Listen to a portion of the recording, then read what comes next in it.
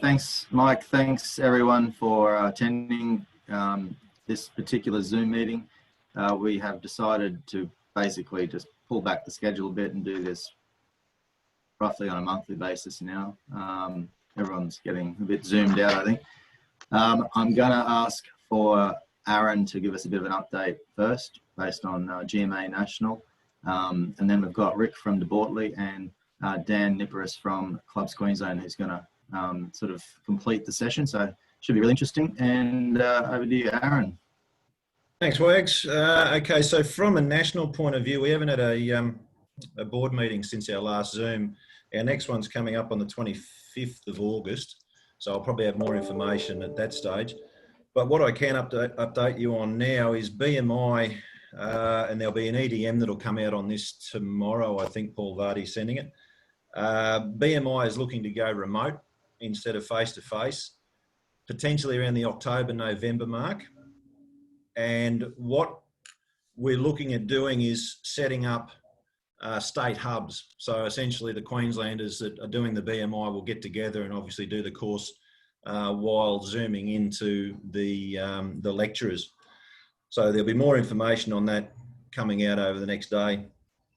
GMA budgets are nearly finalised. It's been quite a conservative approach taken, obviously, due to the situation that we're in now. But there'll be more information, obviously, for Mike in the next probably week or two, I think it is, Mike, from your conversation with Paul. I think it's a couple of weeks.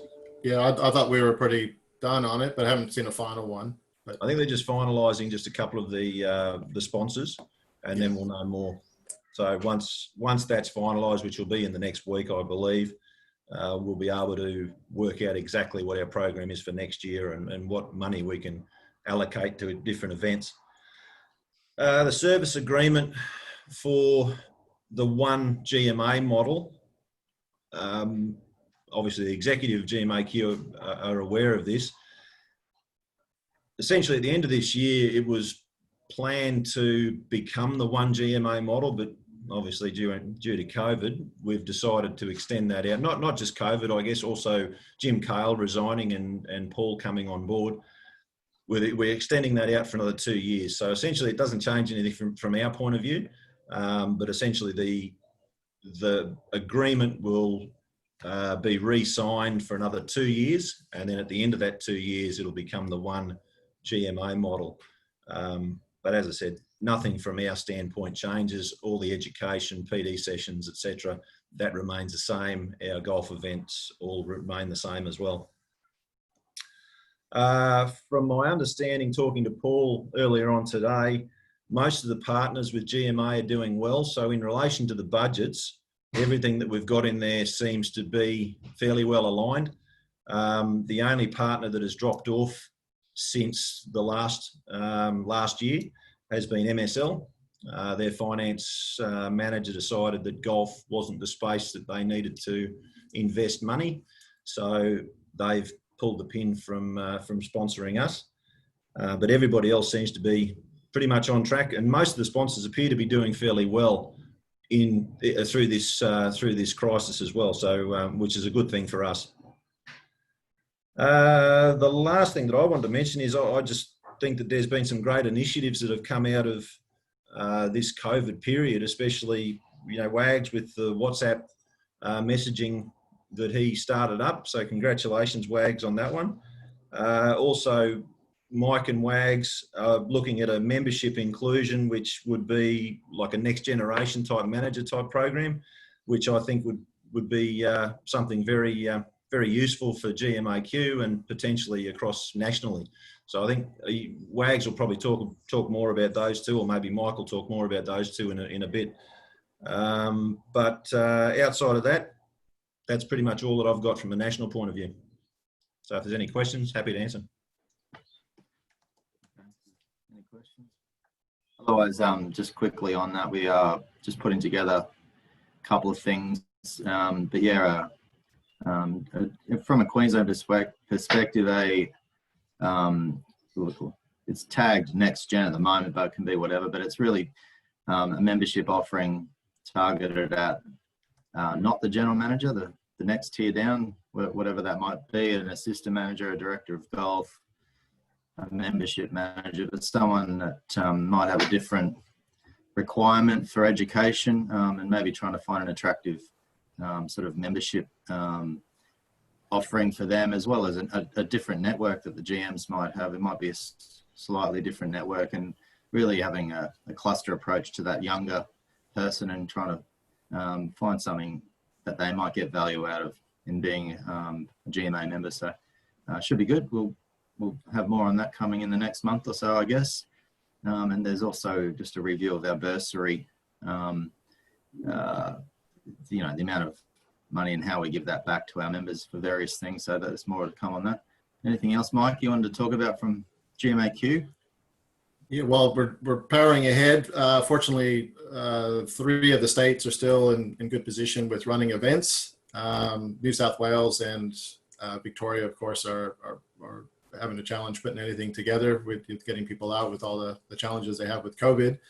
But we're powering ahead, and we've got our professional development day on the 18th of August at Nudgee. So if you haven't registered for that, please let me know, or jump on the website and log in and register for it. We want you to bring, if you can, invite your superintendent to come along. It's about health and well-being. It's just a chance, our first chance in about 8 months to actually gather as a group. So just having a coffee and a chat will probably do us all good. Made it through a long way. The mini conference is probably the other big one outside of the golf day at Redcliffe.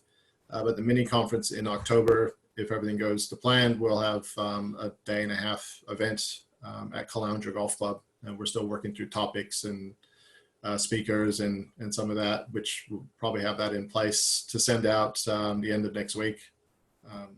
So some exciting times for us if things stay as they are. But of course, if we head down the wrong road with COVID, we'll adjust accordingly. Yeah, that's a bit of a wrap from a national and state perspective. And now I'd like to invite Rick Hoffman from Bortoli Wines just to come on and give us a bit of a perspective from one of our partners. Beautiful, thanks, Scott. Look, appreciate the time to jump on board and just have a quick chat for you guys. A little bit different format than we're used to, or we're probably getting more used to it now. For those, I've met a few of you, but for those I haven't met yet, my name's Rick Hoffman. I'm one of the sales managers in Queensland for Bortoli Wines. We've partnered with Golf Managers Association, and really excited about how things have been progressing. It's been good. Wow, the year that we've had so far, it's been quite an interesting one. Personally, I hope that all your clubs and organisations have sort of managed to navigate their way through the COVID period so far. Certainly don't want to sit here and dwell on those. I'm sure we've all had enough of that this year so far, but the reality is we have had to adapt our businesses and certain aspects and change the way we approach that within our business. And I guess that's where Bortoli Wines can probably come into this equation. So we feel that the partnership between Bortoli and Golf Managers Association is a good fit. It allows us as a business to build relationships with organisations such as yourself with on-premise aspects of your business, and look to find maybe some ideal solutions that can impact you guys with your bars, restaurants, functions, events, and that sort of thing. So we've had a bit of an up and down period as well. Obviously, we do have a retail presence, which helps us and has allowed us to maintain our presence over this period. But again, we do work with businesses like yourselves that have that on-premise piece and have suffered through that period. So we're all looking at different ways that we can adapt and make our way through. Our sales team back on the road. We've got a team that consists of 11 business development managers in Queensland. We go down as far as Yamba in New South Wales, all the way up to Cooktown in North Queensland, even as far out west as Mount Isa. So we cover a fairly good distance. We've got a good sales team that probably understand that each venue's a little bit different. And in that case, we're probably able to assist the GMA members by organising maybe a time to catch up with yourselves, understanding your business needs, and maybe talking through some support opportunities that may assist in this transition phase as well. There's lots of different options that we can talk about. We're completely aware of the restrictions that are still in place in the on-premise piece, but we can always have a look at your business, do some analysis, look at potential increased margins across your bar, feature wines, dinners, tastings, and even events that we can also launch back into this space as well, which is good, taking into consideration the current climate. I guess to wrap things up, if you're interested in having a chat about any aspect of your business like that, our area managers are able to come out to site. We can organise a time that works around your particular schedule. Mike's got all of our details. So instead of going through it one-on-one here, by all means, if you want to touch base with Mike, get our details, and we can organise a time to catch up with yourselves outside of this. So I guess to wrap it up, it's more just about having an opportunity to discuss any support mechanisms or opportunities that may help your business as well. So did anyone have any questions on here, or feel free to email them through afterwards? Hey, Rick, just for the group and yourself, we've got invites for you for the Professional Development Day, Golf Day, of course, at Redcliffe, and then at the mini conference, we're planning a wine tasting at the dinner on the Monday night. Okay. With Bortoli up at Caloundra RSL, as well as some, maybe an educational piece is one of the topics that we're working on at the moment. So there'll be some presence of Bortoli, either Rick or Tim, or one of the other sales team at the next 3 events to get to know them a little bit better and trial some of the stuff. The ones have been nice that I've had. So looking forward to having you along on that. But if there is any other questions, anybody, we can do them now or get them off to Rick later. Oh, that sounds good. No dramas. Thanks very much for your time. Thanks, Rick. I spoke to Luke Bates just before, and there is an email coming out, I think, today regarding stuff that I guess probably Dan's area as well, just regarding an update on industry plans and that Luke sent me what's coming out, but it should hit your email this afternoon. And leading into that, I'd like to now invite Dan Nipperess, who has been acting CEO of Clubs Queensland for the last 4 months probably, and done a great job, I think we all agree, through a really difficult period of time, and has been acting and liaising with government on probably a daily basis for 4 months. So I'm sure he's worn out. And what I thought, rather than him take us through what the rules and regs are, we all sort of probably a bit over listening to all that and reading emails. I thought the experience Dan's had through liaising with all these different government agencies and how challenging it's been for him would be a really interesting perspective. So Dan's going to talk for probably about 15 minutes, and then we can ask a question or two if we want. So we should have this wrapped up about 20 to 4. So over to you, Mr. Nipperess. Thanks, Scott. I just wanted to start out by, I guess, saying I'm not going to sugarcoat anything in terms of what I say, because I think all clubs deserve to really know what has gone on behind the scenes in terms of the COVID journey for licensed premises. At the start, it was very, very disjointed with government. There were a lot of different government departments that were really all scrambling to piece everything together. They had a mammoth task in front of them, though. I don't want to bag government for what they did. They did the best job that they could do in this situation. But coming into, and you've heard the term unprecedented used so many times, but coming into something like this you could tell that they were scrambling to coordinate it. Specific to licensed venues, you had the health department liaising closely with Department of Premier and Cabinet in play. They were the ones that were calling all the shots. They were the ones that said what you could and you can't do. Dr. Jeanette Young was really the voice that everybody listened to. The Premier listens to her, and all of the relevant ministers and department heads listened to her. Specific to golf, you then had sport as well. And then you obviously had Department of Justice and Attorney General tacked on there in terms of the licensed premises. Early on, we were liaising with all of the relevant Deputy Director Generals of all those government departments, and they did a good job. But like I said, it was very disjointed, and at the early stage, nobody really knew where these COVID safe plans were going. I think if you all remember back to sort of early April, and around April when the COVID safe plan discussions were starting, late April, I mean, there was the whole talk about, are we going to need to do individual plans? How is that going to be coordinated? What's the go with these checklists that came out at the first stage? Before government even really came up with an overall checklist about what a COVID safe plan should look like, what elements it had to satisfy.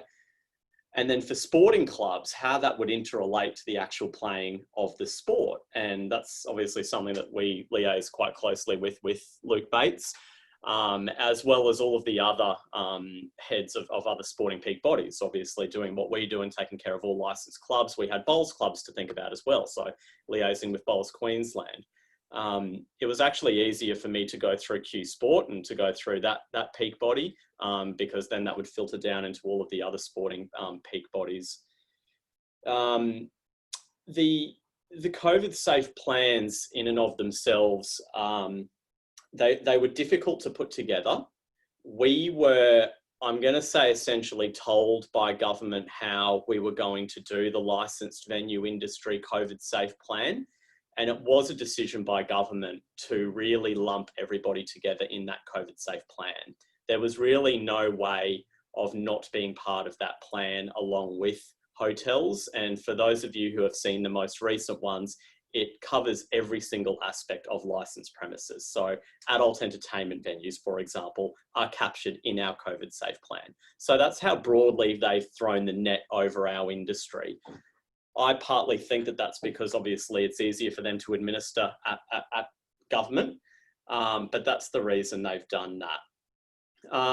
Look, I think there's a few issues that we may see with that, but we've had a lot of discussions with government behind the scenes as well.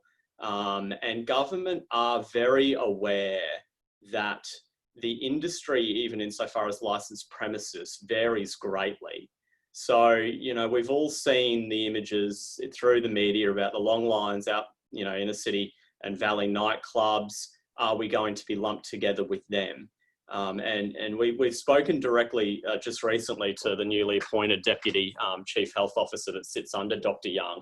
And they've assured us that they will be adopting a risk approach in terms of licensed premises. We were obviously all very blindsided recently with the sitting down provisions that they've put into the COVID safe plans and licensed premises that you need to now sit to have a drink. So I really hope that's not the start of where we may be seeing this going, because obviously standing and having a drink, what Dr. Young's concerned about is obviously crowded bars. And mostly when you speak to a lot of clubs, it's really not that big of an issue for most clubs. Yes, it will affect some in their operations, you know, crowded sports bars and the like, but really it's not too big of an issue. The industry COVID safe plan for sport is something that has separated that for golf and for bowls and any other kind of sport where you are actually partaking in the game of sport while consuming liquor on a licensed premises. So that whole issue about not being able to drink on the golf course was the absolute bane of my existence for about for a couple of months and trying to get that through. But it's one of those things where health will have a certain opinion of something and then they will put it back to OLGR in order to regulate it. Okay, so it was a regulatory issue in terms of not being able to stand on a golf course and consume liquor. There was no health justification really behind it. And we pushed as hard as we could to try to get that separation and that differentiation of it. But OLGR just weren't destined to push on that, concede on that. They used the wine industry as an example of another industry where they pushed for that requirement to be moved. But obviously they lost that battle with the wine industry. The wine industry lost that battle with OLGR and we were unfortunately lumped into that same group. So that was obviously a big issue that golf courses had to deal with, but luckily we've come out the other end of it as part of stage 3. And now with the seated requirement, that is not going to cover aspects of the golf course where you are actually playing the sport. It's only going to relate to the indoor club premises and obviously your outdoor areas that are usually set aside for eating and drinking purposes. Look, Scott asked me to say sort of as well and cover where I potentially think this may be going as well moving forward. And we've just been to a meeting and one of the guest speakers was Stuart Robert, who's the federal minister that sits over and administers the NDIS scheme. And he was asked that same question. And he put it simply, I don't know. I don't know where this is going. I don't know where this is going for Queensland. We've obviously had 2 more cases that's been brought in. When the press conference was done this morning with the Premier, they had no more confirmed cases apart from the 3rd case, which I understand was a close relative of one of the 2 that came back. But I think, and we've been advising clubs as well, that you would be ignorant to think that there would not at least be some form of second wave that would come through Queensland. You know, there's only so many safeguards that can be set up at the border to prevent these cases coming into Queensland. And when you've got people that actively deceive the authorities to actually get into Queensland, that's where the leakage is. So in terms of where it's going, I am saying to clubs, be prepared for further restrictions. I think if we're to go down that path, it will potentially look like we have seen in southern states, where they will be selective about where they're imposing the restrictions, potentially geographically, but probably more likely in terms of the actual operations of the licensed venue. And that's what I've been very, very vocal about. And I know even the QHA have been quite vocal about that as well. If there are venues that are doing the wrong thing, go after the venue, find the venue. I'm even open to say that if a club is doing the wrong thing, I will say find the club, do not punish the whole industry for the act of one particular licensee. So we think that they will go down that path. There's potential venue cap restrictions that they may look at, but it's really a wait and see at this stage. And when you speak to government, that is their approach. They are waiting to see what the case numbers are. They're obviously trying to avoid community transmission. That's the #1 thing that Dr. Young is concerned about. She said that countless times to us, to all the peak bodies, as well as the public. So in terms of controlling that, you know, I think Queensland, and I've repeated this in media, Queensland have done a very, very good job, and we really deserve to be under the ease of operating that we do at the moment. You know, we've got very relaxed restrictions in terms of venue cap numbers. We're really able to operate all aspects of our venues, aside from functions obviously still hit fairly hard, but we are in a very, very solid position. And dealing with what I have over the last 4 months and seeing the impact across the industry, I've got to say that golf clubs are the ones that probably have come out of it in the best position. There are clubs out there that have just been absolutely wiped off the Richter scale in terms of the effect of their operations and their staffing bases as well. You know, at the height of this industry lost around 17,500 employees at the start.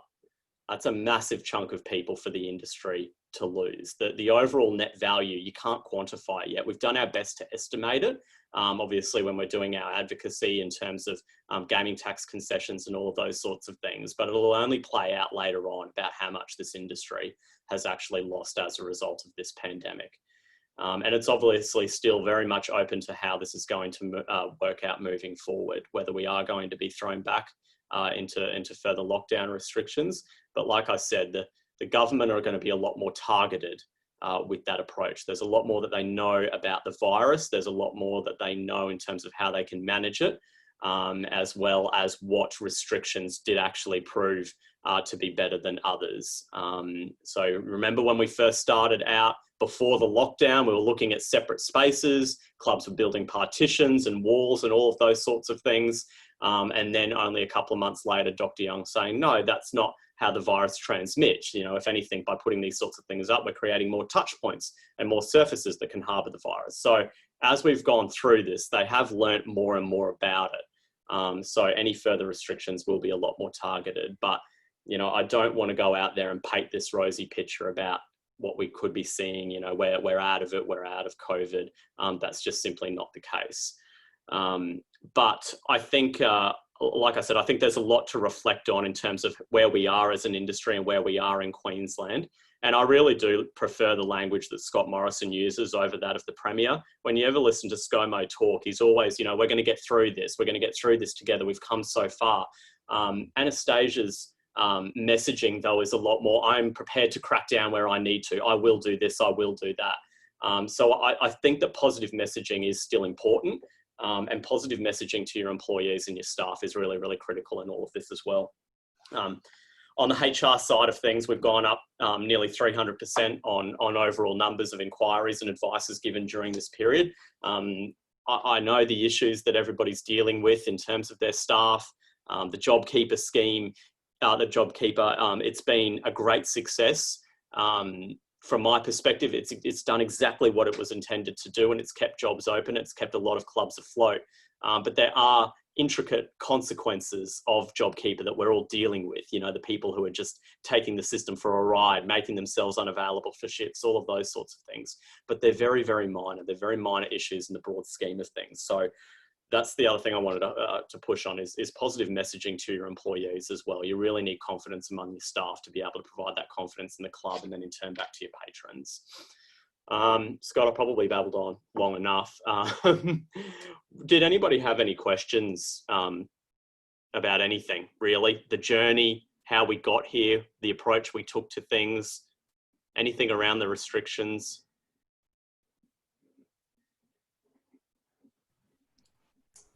No? Dan, from yourself, if you had your time all over again, is there one thing that sticks out that you would do different, you know, yourself in your position or from Clubs Queensland perspective? Is there one thing that stands out? Something that I would have done different. Look, it's the one thing that I would want to change, and it's not so much whether I could have done it different, it's probably a question of whether government would have allowed me to do it, is I probably would have wanted to see a separate club COVID safe plan. There's a lot of similarities between the plans. We're still licensed premises. And when you look at the club operations, obviously you've got your one for the licensed premises and then you've got one for the sporting operation of the club. So it has been separated to that degree. Like I said, I don't want us to be lumped into the same group as hotels, and I would not want the COVID safe plan to dictate that. The other reason for me saying that is when you look down south, when New South Wales started getting their clusters and the Premier started introducing restrictions in New South Wales, the clubs were separated from hotels. The clubs were separated from pubs in New South Wales. Clubs New South Wales and the New South Wales government approached it, I should say, quite differently in terms of clubs having their own specific COVID safe plans in particular areas. So there is precedent in other states, and it's not specific to the COVID safe plan, but there is precedent now in other states that industries have been separated based on their risk profile. And obviously that's potentially something that the government might look in Queensland. Obviously a golf club, and if I'm to take Carbrook for an example, is extremely different risk profile when it comes to the spread of COVID-19 in a licensed premise situation than say an inner city or Fortitude Valley nightclub. So yeah, probably not something I had control over, but I would want to have seen that to be done differently. Yeah. Dan, if I could just take this opportunity to say thank you so much for your efforts to you and your team. I know that, you know, obviously everyone knows it's been difficult, but for you to take on that extra role in those times, I thought was just fantastic. Your team, Nat and Millie, were always helpful, no matter who was answering the phone. And I thought your team was just really inspiring through that difficult time. And I just want to say thank you. I think you were great. Thank you. That's lovely. Thanks, Bernadette. Yeah, Dan, I totally concur with what Bernadette just said then. One question that I have, obviously Queensland would have watched the Victorian issue over the past few months. Yeah. What have they given any indication as to what the community transmission numbers will be before they start to impose further restrictions? In Queensland? Yeah. No, they haven't gone down that path yet, Aaron. Yeah, there's really been no commentary coming from OLGR and Department of Premier and Cabinet regarding what the further restrictions may potentially be and what numbers they're looking at. We have asked the question, but we have been sort of told we'll cross that bridge when we come to it. So common line potentially from government to say that we actually ourselves haven't thought about that. The direction is really going to come from Dr. Young. You know, I have personally been really, really impressed with Dr. Young. I think she is a very, very good health officer. She's got a lot on her plate, but she also is very, very conservative in terms of her approach. You know, and she obviously gave the advice, a lot of advice to the Premier in terms of the border issue. So, you know, Anastasia was really front and centre in terms of the border issue, but at the end of the day, she is also a politician who takes a lot of advice from the people around her when she makes a decision, and appropriately so. So, you know, Dr. Young is really the one that holds the key for all of this as we move forward. But yeah, look, Aaron, it's a really valid question that you raise. And as soon as we get any clarification or answers on that, we'll obviously let everybody know. But I think everybody's watching this current situation very, very closely.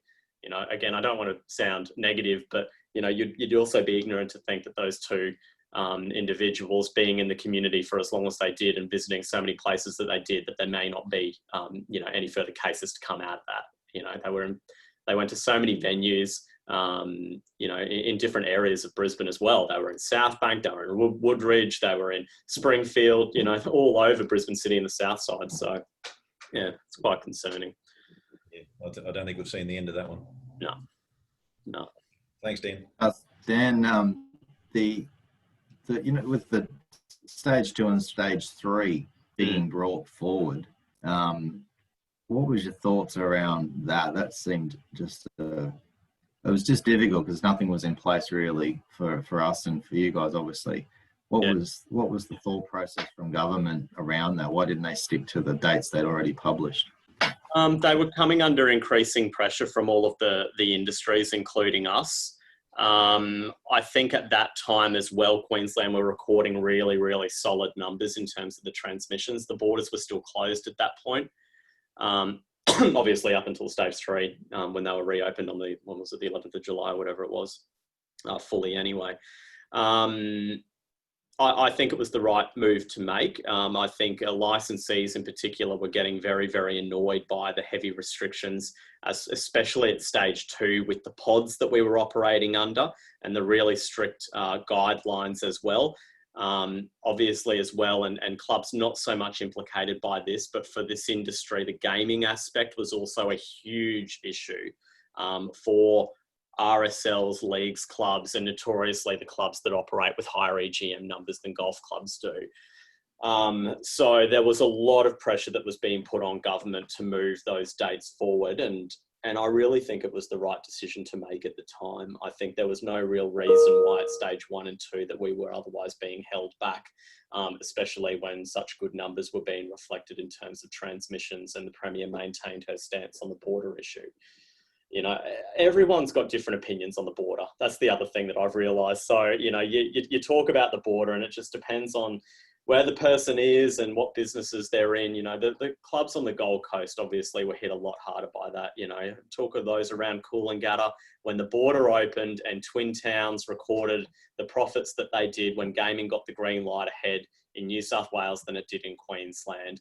The statistics were just silly in terms of how far Twin Towns went up in terms of their gaming, to the detriment of a lot of licensees on that southern end of the Gold Coast. Well, probably the whole of the Gold Coast, that is. So yeah, there were a lot of intricacies and a lot of issues around that. But yeah, I think it was the right decision to make at the time. And, you know, the Premier as well, she'll also make the decisions herself, you know, and like I said, she does listen to a lot of her senior ministers around her, whether that be the Deputy Premier Miles, Dr. Young, even those in Department of Justice and Attorney General. So, you know, while we push as hard as industry bodies as we did, you can also see that the Queensland government stuck very closely to the roadmap. They still kept all of the stages together when they brought them forward. So it's not like, you know, they only listened to pubs and clubs in terms of opening up licensed premises, even though we said numerous occasions that we are probably the #1 industry that is under so much public pressure to reopen, because we do exactly that. We are the conveyors of a good time, and that's what I kept reiterating to government, whether you're a golf club and people turn up to play golf or have a few drinks, all the way to the hotels end of the spectrum, where you're talking about pubs and inner city nightclubs. We are the conveyors of a good time, and that's what people in Queensland wanted to get back to. So it was a good message, and I think that that was really heard by the government. Right, Dan, thanks, mate. We'll probably wrap it up there. I would just say I watched. Yeah, Ben. Can I just ask Dan? You said Jeanette Young's is the person that everyone listens to. Moving forward, as far as our club goes, is she the one that's going to sign off on rakes, flag sticks, etc., or is that, Scotty? Is that a Golf Australia thing? Like, how do we move forward with that? I think that comes down to the shared equipment, which will be covered up in the sporting part of the COVID plan. So it's probably not quite Dan's area, but from what I understand, it's all about shared equipment and the sporting plans. The outdoor sport one that we go by currently, that's not allowed. So I assume at some point. I wouldn't see that happening in the very short term, because it looks like we've got this new wave to deal with. But yeah, no, I was just wondering if it was something that Jeanette Young has her say, or is it a Golf Australia thing, or who makes that final decision? Because I know Adelaide are open. Dr. Young signs off on all of the COVID safe plans. So, for example, with the one for licensed premises, every amendment to the COVID safe plan is facilitated by a signed letter from Dr. Young to Victoria Thompson, who's the Commissioner for Liquor and Gaming. So I would assume that the same process would also occur with the relevant sporting COVID safe plans. What I found with licensed premises, though, is that even though we are dealing with OLGR, you've really got to push hard with health to make sure that you give them the best information and the most information that you can for them to understand your venue and your industry. You know, they are writing these COVID safe plans. If you've been on the COVID safe checklist website with all of the guides there are so many of them covering so many different industries. And to think that Dr. Young herself can be across the intricacies of so many industries, she can't do it. So we had to be very, very clear with what the risks are when we're asking for certain things or trying to push back on certain things. So, for example, if I'm to use the conveyor, if I'm to use the gaming machine, for example, to show what is the difference between somebody sitting at a gaming machine and hitting a button and sitting at a table. If we're using the same cleaning products, there's still high touch points and all of those sorts of things. So that's the one thing that I've learned, is that you just need to pump government with as much information as you can and really, really make their job easy to make the decision. So, Bennett, I guess your question's more relating to the actual sport of golf. And as Scott said, it's probably, so it's not really our okay. domain, but Hey, Dan, Gav Lawrence here, mate. Just a quick question. Albeit we've got an election on the horizon, I mean, the political landscape is particularly different. In regards to lobbying, and you mentioned gaming there earlier, I mean, there's gaming tax concessions that you guys are pushing hard.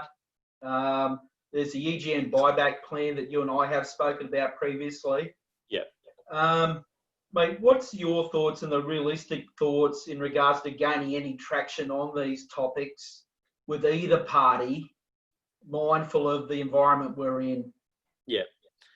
One thing that was raised before I get into the specifics of the clubs at the forum that I was at today with the federal minister is that he said that with Queensland, what you don't want to see is that decisions being made by government for the sake of an election. That's when bad decisions are made by governments to just simply appease the marginal seats in the areas of Queensland or whatever they need to do to win the vote to get them over the line. And that really resonated with me. And that's one big risk that I think Queensland has coming into this election, is poor decisions being made for the sake of winning an election by Queensland Labor. I'm not saying that they're making poor decisions. You know, the Premier, you know, she coming through COVID, she's made a lot of right decisions, and the approval rating of the Premier is very, very strong. And people are unwilling to change in a time of crisis as well. Specific to your question, obviously all of the advocacy points that we've had in government before government for a long, long time to better the situation for licensed clubs, including golf clubs, are things that have been with government, like I said, for years and years and years. Nobody has really gotten very much out of the current government in the current term or the previous term. We are approaching that period, as you said, now where we're really starting to look at a call to parties. It's essentially putting in front of Queensland Labor and the LNP what the requests are, and then it usually goes one of two ways. Either the current government will dump it in your lap prior to the election, or they'll then use it as in terms of a carryover, or you would be actually looking for the other side of government to do that. Now, obviously, Clubs Queensland and most peak bodies, we are apolitical. We need to be apolitical. And we really talk to both sides of government. So that's really where we are with that. In terms of the likelihood of getting concessions on the sorts of things that we're talking about, it's very, very difficult to get taxation concessions, obviously, at this time. And we've been told that directly by the AG and by the Treasurer, that obviously we're in a very, very difficult economic time, and then to be calling for taxation waivers on gaming, for example, it's the silent tax. You know, it's the tax that the government loves to collect, hundreds and hundreds of millions of dollars per year in gaming machine revenue and taxes. What I am hopeful for, though, is the regulatory relief. I wouldn't hold my breath over the tax, and I think most people would probably be of that same view, but it's the regulatory relief, it's the hours of trade, it's the barriers to entry for clubs, it's all of those sorts of things that we would really want to see change and benefit for. And like I said, you know, that's been with government for a long time. The opposition are aware of our requests with government as well. So all you can do is just position yourselves right with both parties in the lead into an election, and really you're at their discretion in terms of what they end up providing. Cheers, Mike. Thanks, mate. Well, we're pretty much bang on time, so I would like to just say thanks to Dan. That was a really great insight, really honest, and I appreciate your time, mate. Well, I'm sure everyone on the line thanks you for your efforts over the last 4 months, and especially your insight today. Thank you, everyone. I'll wrap it up there, everyone. So thanks for your attendance. This will be passed on to those that want it. But actually, before I go down, I did attend a webinar this morning with Nat and Millie, and it was really good regarding JobKeeper. So if anyone wanted information around the JobKeeper, I'm pretty sure they recorded that, and it's probably available. Yeah, it'll be up on the website. It's probably up on the website now. In terms of JobKeeper and employee absences and how to deal with all that. There's been some really good. They answered all the little questions that I'm sure we all had. So Fair Work Commission decisions that don't exactly always go the employer's way, and it is annoying to deal with. I'm sure that probably came out during the webinar. Okay. They did talk about that. So anyway, thanks everyone. We'll certainly be in touch regarding the next Zoom meeting and the other events coming up from GMAQ. Good on you. Take care. Stay safe. See ya. Ciao.